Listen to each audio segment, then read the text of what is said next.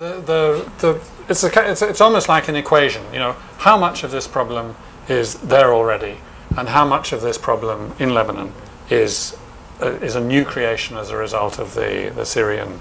Yeah. It's a version of what I asked you before. Is it kind of quantitatively worse, or is it qualitatively different? I think it's largely something that was there to begin with. It's part of the structure, part of the system. It has very much to do with sort of a superstructure that has been almost imposed and taken over also by this kind of sectarian representation that is sort of taken over government, and then all the things that link to that with paralysis, political paralysis and checks and balances. But the extent to which this system is then utilized by different power players to forward their own personal interests and then sort of sell them as their community's interests, this political entrepreneurialism is something that has always been the case, and is in their interest to maintain a state that is weak in the sense so as to kind of continue their place in power. If I may add to that, what we saw as the endemic Lebanese problem for the last century, basically Lebanon skipped the 20th century. It never became a 20th century state, and it was considered as a failed 20th century state. As compared to Syria, Iraq, Jordan, Egypt, Tunis, Libya, who were successful 20th century states.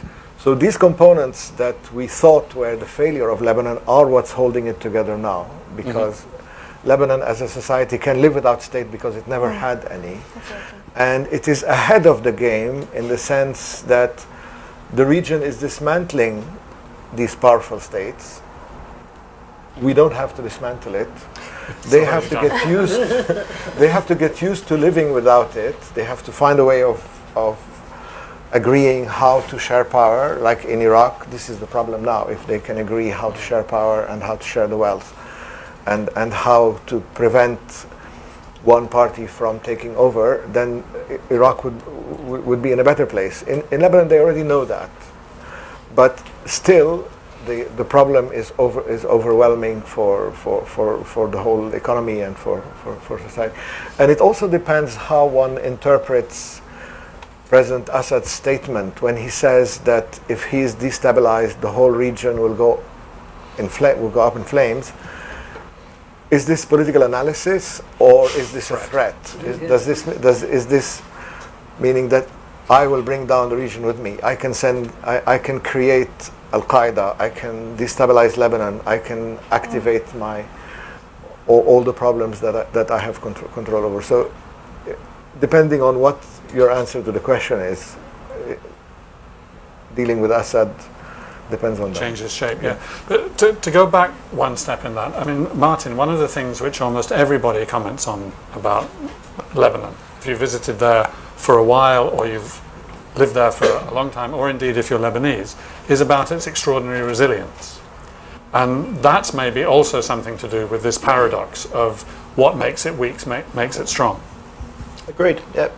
Yeah, it never has been a functional nation state. It's almost been tribes with flags in many ways, and the people have never had to rely on a state because the state's never been there to serve them. So that does add a layer of resilience. The Lebanese are also very resourceful. They've got an enormous diaspora that effectively acts as a de facto state in sending money home to families. It's a social welfare system that isn't provided by anyone else. So yeah, it perversely, as Nadim says, it could end up being a strength if the rest of the region continues to disintegrate. Can I just Yeah. say one thing about that? I think that it's important to remember, though, that resilience is depletable. So these kind of networks that have been mobilized in the context of the Syrian refugee crisis, and we've seen a lot of the refugees being hosted by communities.